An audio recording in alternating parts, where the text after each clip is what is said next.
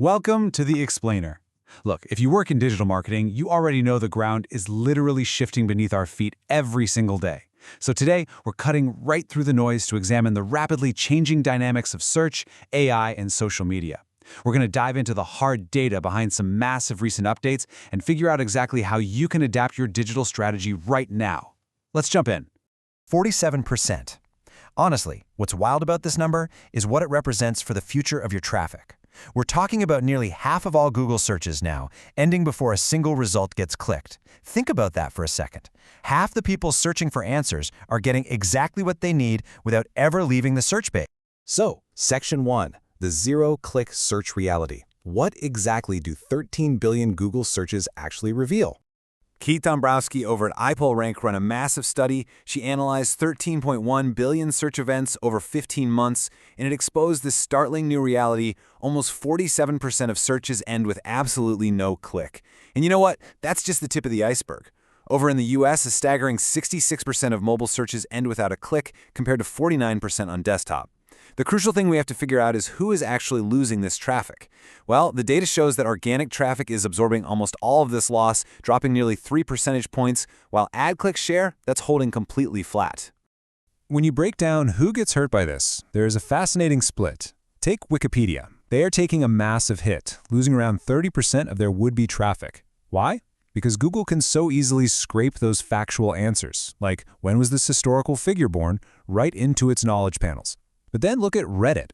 Reddit is holding strong, losing only 14%. The reason is super simple. Google's AI just cannot replace the very human experience of 100 people passionately arguing over which mattress is actually worth your money. Moving right along to Section 2, ChatGPT's tiny content memory and how AI actually retrieves your pages. Okay, so we all kind of have this expectation, right? We assume ChatGPT is out there comprehensively reading our entire 2,000-word articles to generate its answers.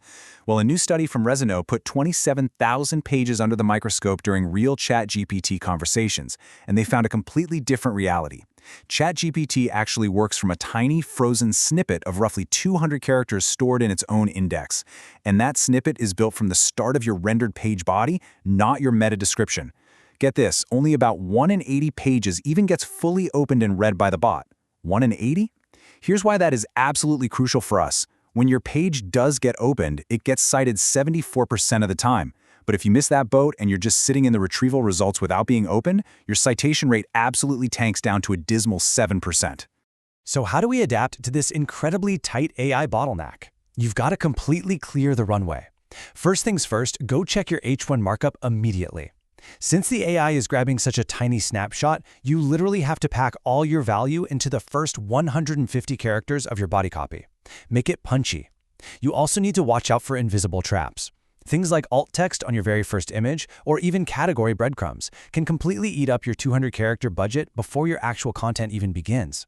Oh, and keep in mind, ChatGPT's cache can hold onto your page for 90 days or more, meaning your outdated content might just be floating around in there long after you've hit publish on an update. All right, Section 3. Stop wasting your crawl budget. Managing Googlebot for large sites.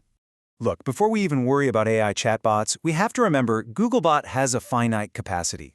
Every broken link or sluggish page is burning through that budget on stuff that adds zero value. SEO expert Harry Clarkson Bennett lays out 3 really specific steps to fix this. Step 1. Start using 304 not modified response codes for your old static content. That tells Googlebot to stop constantly revisiting pages that haven't changed. Step 2. Get your images and static assets onto subdomains or a CDN. That frees up the main crawl budget for your actual valuable articles. And Step 3, which is huge, improve your time to first byte, or TTFB. This is critical right now because Google recently updated their documentation to say crawl capacity is measured by connection time, not connection count anymore. So a slow server is basically torching your budget instantly. Next up, Section 4. Search Console goes social. Tracking off-site content.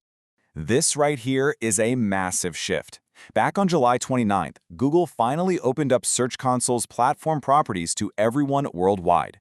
By linking your Instagram, TikTok, X, or YouTube accounts to a claimed Google search profile, you can now see the exact Google queries sending people to your social posts. Just think about the difference that makes.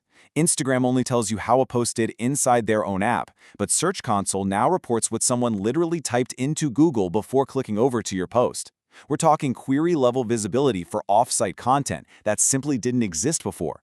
You can use this data to spot trending query groups to shape your next caption, or figure out exactly what happens when you tweak a video title. Okay, Section 5. Meta's 3 billion user plateau, and a look at the current state of the attention economy.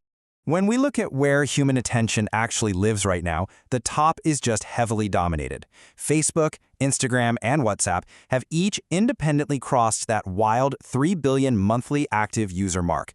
YouTube is sitting right on their heels at 2.7 billion, and TikTok is estimated around 1.6 billion. Now, a quick caveat here. Meta's combined family of apps hit 3.56 billion total unique users recently, which was actually a slight dip, literally the first decline since they started reporting the metric. But honestly, if you're deciding where to build your social presence, the gap between Meta's individual platforms and basically everything else is still remarkably huge. So pulling all this together, we're operating in this wild new world of zero-click searches, AI chatbots pulling from 200-character snapshots, and super concentrated social attention. To survive, you really have to ask yourself this definitive question. What does your site offer that Google can't just deliver on the results page itself? Zero-click isn't necessarily shrinking your overall audience, it's just filtering it. If your content is still earning clicks, it's because you're offering something real, like a unique human perspective, some deep analysis, or community debate, stuff that a simple factual snippet just can't replicate. The landscape is shifting incredibly fast, and survival all comes down to adapting to these new filters. So, to stay ahead of these rapid algorithm changes and get actionable, tested tactics, just like the ones we covered today, delivered straight to you, head over to serplabseo.com and subscribe to the HighDegree Marketing newsletter right now. Because as we fully transition into this era of zero-click search and AI summaries, you have to ask yourself one final thing. Is your website still a true destination, or has it just become another data source? Thanks so much for hanging out with me for this explainer, and I'll catch you on the next one.